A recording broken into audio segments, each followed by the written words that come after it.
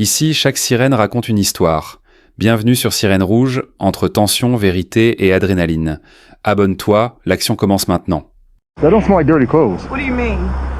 I'm about to show you. They've been sitting there for months and months and months and months and months. You got to open that up all the way. What is that? Huh? What is that? Dirty things? No. Pull it out. What the Get the in! Put your hands up!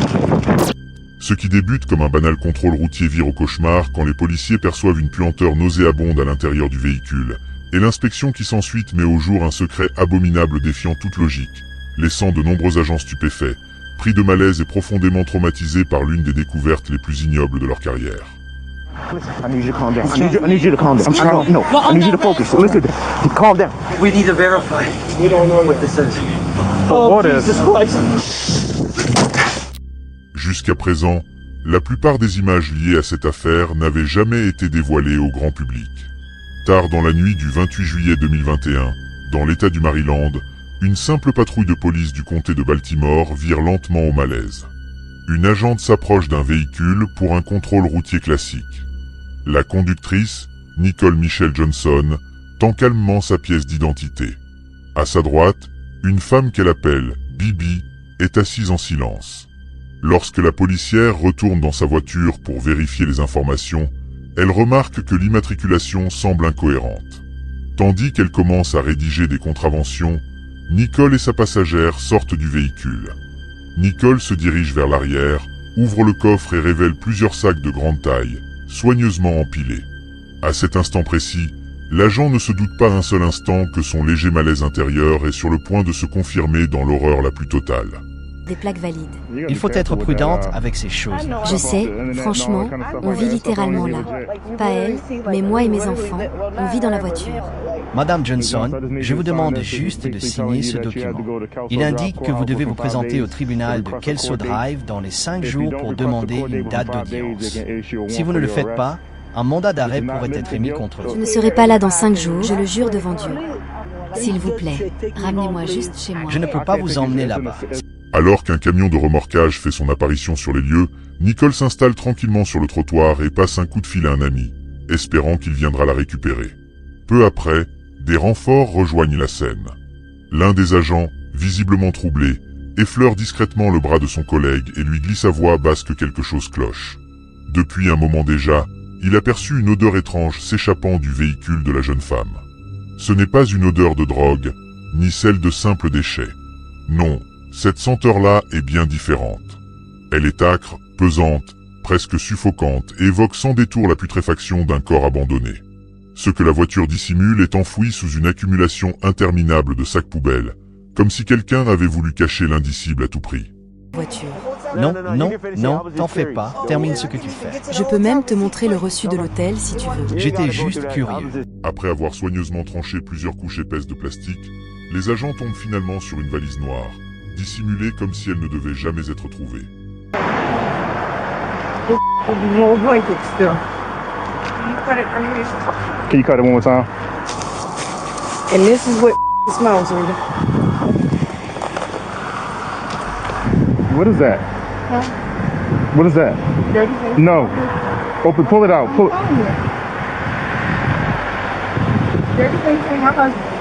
All pussy clothes. All pussy clothes. See? Pussy clothes. All pussy clothes. Open it up, ma'am. I did. Unroll the whole thing.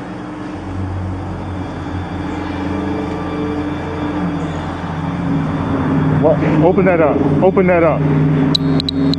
What the Get the in! Put your hands up! Don't you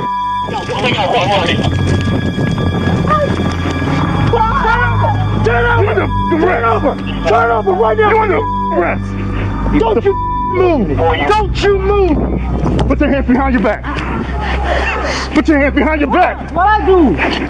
What the It's not mine. What the What the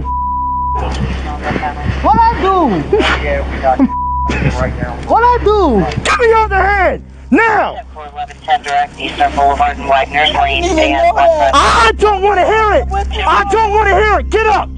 On your feet! Roll over! Sit on your butt!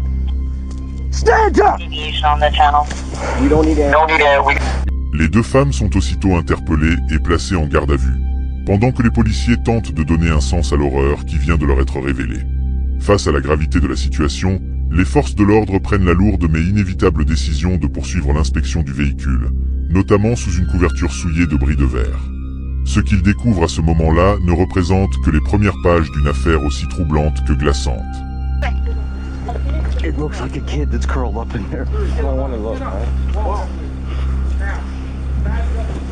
Pat, nope. Just wait. Hold up, man. Something just happened there. We need to verify. We don't know what this is. Oh, God. Oh, What is? Jesus Christ. Oh, Jesus. Oh, fuck. It's a little girl. Des horreurs encore plus effroyables restent à découvrir, tapies dans l'ombre de cette affaire. Pour l'instant, Nicole et son amie sont emmenées au poste de police. Une fois au commissariat, elles sont placées dans des salles distinctes. Nicole semble avoir saisi les raisons de son arrestation, gardant un calme étrange. En revanche, son amie paraît déboussolée, confuse, et ne cesse de demander ce qui est en train de se passer. Timor, je suis juste une personne. Je ne suis qu'un rouage dans la machine. D'accord. Je te dis que mes mains sont propres. L'odeur de décomposition imprègne Nicole à un tel point que cela devient insupportable pour le personnel présent.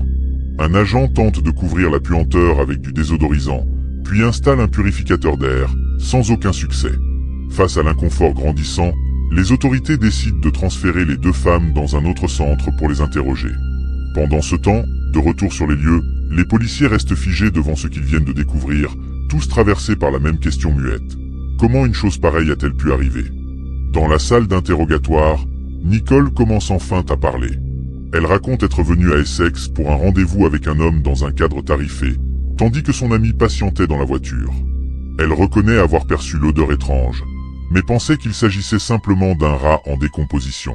J'ai remarqué que ça venait de l'arrière, parce qu'on ne s'assoit jamais à l'arrière. Comment vous avez essayé de vous débarrasser de l'odeur? On a toujours cru que l'odeur venait de l'avant de la voiture, alors on l'a fait laver à haute pression. Vous avez fait laver la voiture à haute pression. Les enquêteurs remarquent rapidement que bébé présente des signes évidents de handicap mental et semble totalement ignorante de la gravité des événements. Sa mère est alors contactée afin d'organiser son retour auprès de sa famille.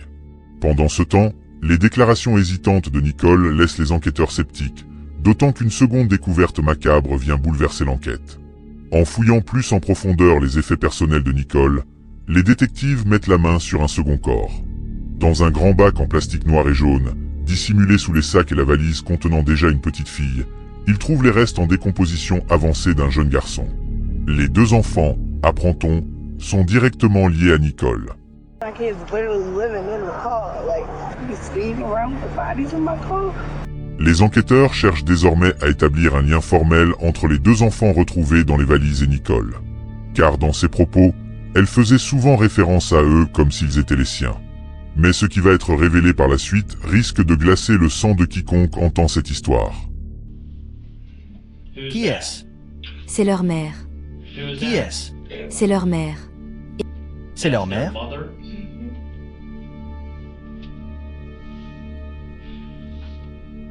Qui sont-ils?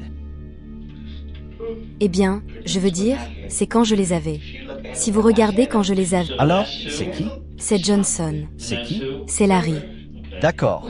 Quand vous regardez quand elle les avait et quand je les avais, vous avez probablement trouvé cette photo sur la page, mais elle vient clairement de publier. Parce que si vous regardez quand elle les avait, ils n'étaient vraiment pas bien soignés. Quand je les avais, ils étaient très bien pris en charge. Jocelyn Mary James Johnson, âgé de 7 ans, et Larry Darnell, 5 ans, avaient été confiés à Nicole par sa sœur de Shell seulement 2 ans plus tôt.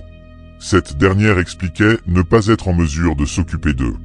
Les enquêteurs apprennent également que Shell est impliqué dans une autre affaire avec les services sociaux concernant un nourrisson placé temporairement en foyer d'accueil.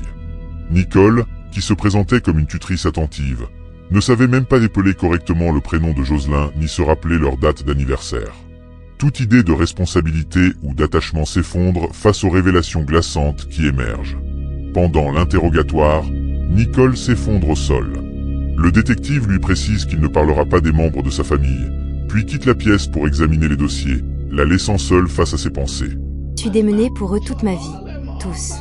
Ma mère, Madame, tu m'as fait vendre mon âme là-dehors. Tu m'as dit de ne pas rendre ses enfants à cette fille. J'aurais dû les lui rendre. J'ai dit, ce week-end, quand je reviens, je lui rends ses enfants.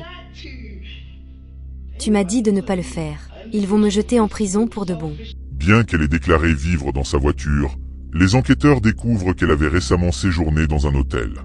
Les messages extraits de son téléphone montrent de nombreux échanges avec sa sœur Dechelle, qui lui envoie régulièrement de l'argent et prend des nouvelles des enfants.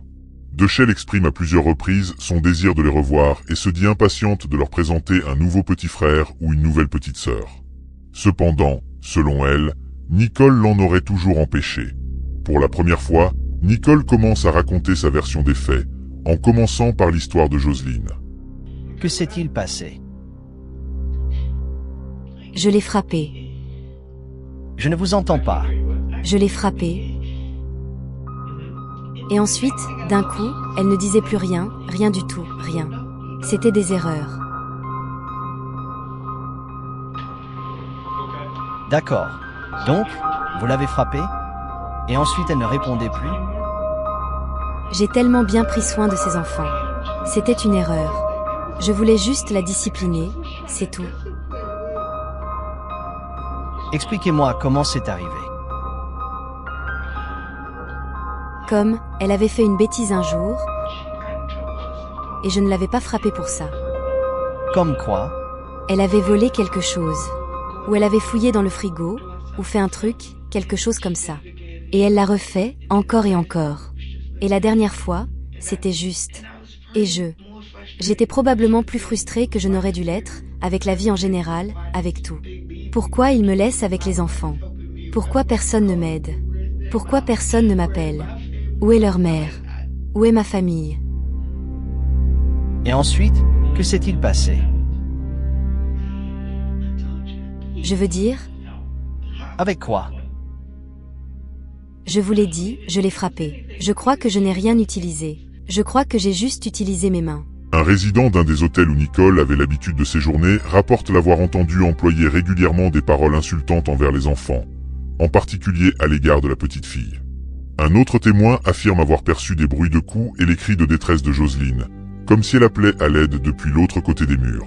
Elle faisait toutes sortes de choses. D'accord. Comme, elle prenait des trucs. Elle mettait le garçon dans le pétrin. Comme, elle Et vous faisait l'avez n'importe discipliné? quoi. Oui. D'accord. Et c'est allé trop loin. D'accord. Combien de fois pensez-vous l'avoir frappée? Je ne sais pas, mais je sais qu'elle est tombée. Elle est tombée sur quoi? Sur le sol. Était-elle debout sur quelque chose ou... Comment était-elle? Elle était juste debout, bien droite. D'accord. Et où l'avez-vous frappée? Je crois que je l'ai juste frappée comme ça. D'accord. Comme lui donner des coups de poing à la tête? Non, je l'ai pas frappée à la tête. Où? Je crois que je l'ai peut-être giflée au visage, mais je ne l'ai pas frappée à la tête.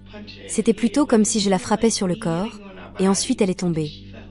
Comment est-elle tombée? En arrière? En avant? Sur le côté? Sur la tête? Je sais qu'elle a frappé sa tête, mais je ne me souviens pas exactement comment elle est tombée. Elle a frappé sa tête? Vous souvenez-vous où sur la tête? Non, Est-ce qu'elle a frappé sa tête sur autre chose que le sol? non, mais le sol était extrêmement dur. Le sol était très dur?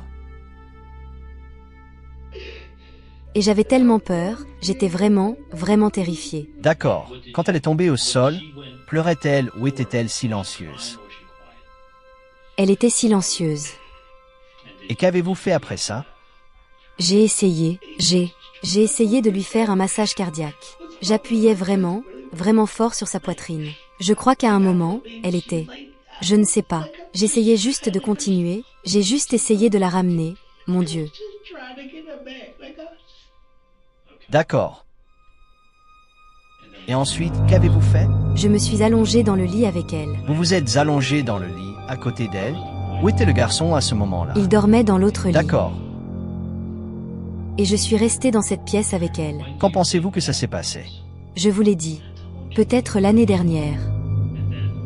Et qu'avez-vous fait de son corps après ça? Je l'ai juste mis dans une valise et je l'ai gardé.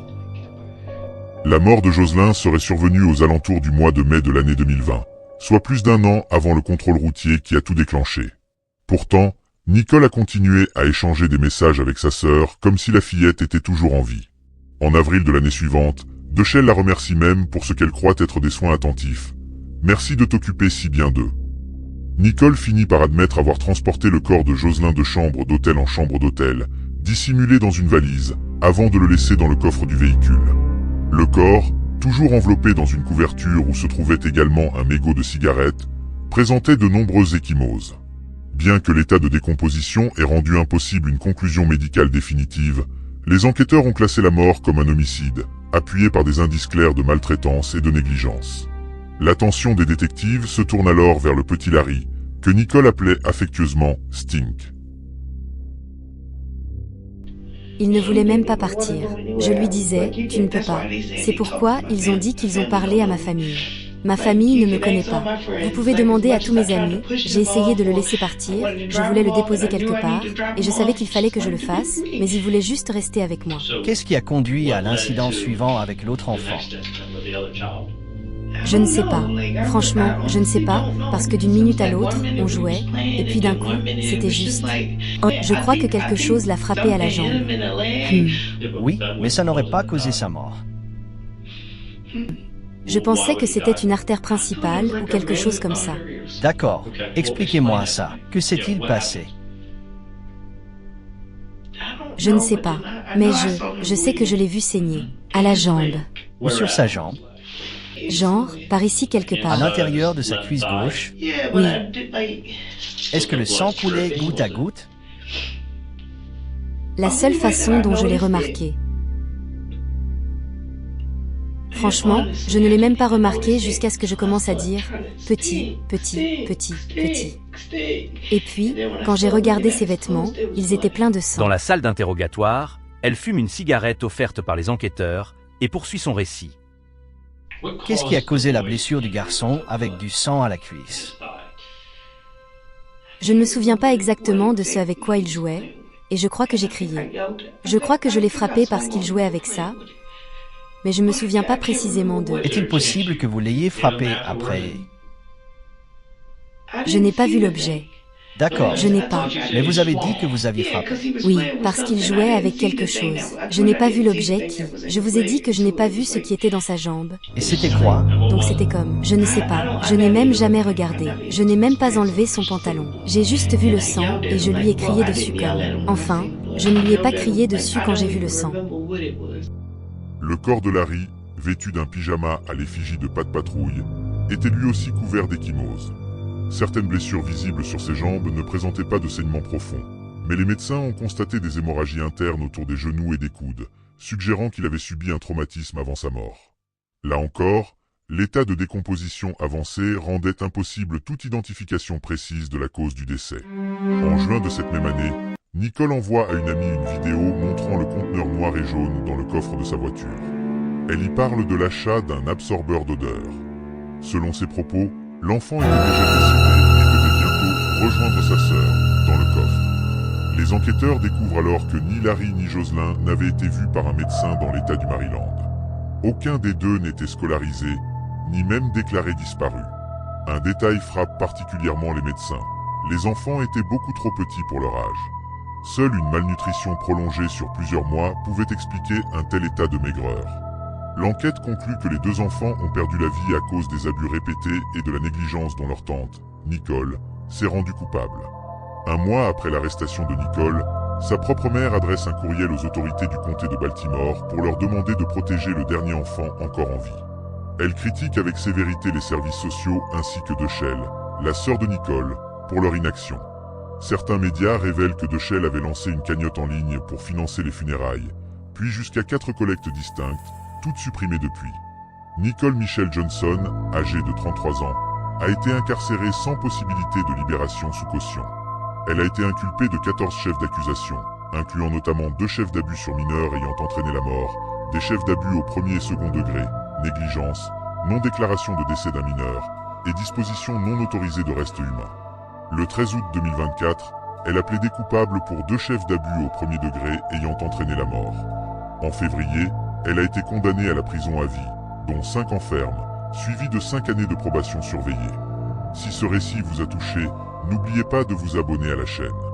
Ensemble, continuons à faire la lumière sur des histoires difficiles, pour que les voix des innocents ne soient jamais réduites au silence.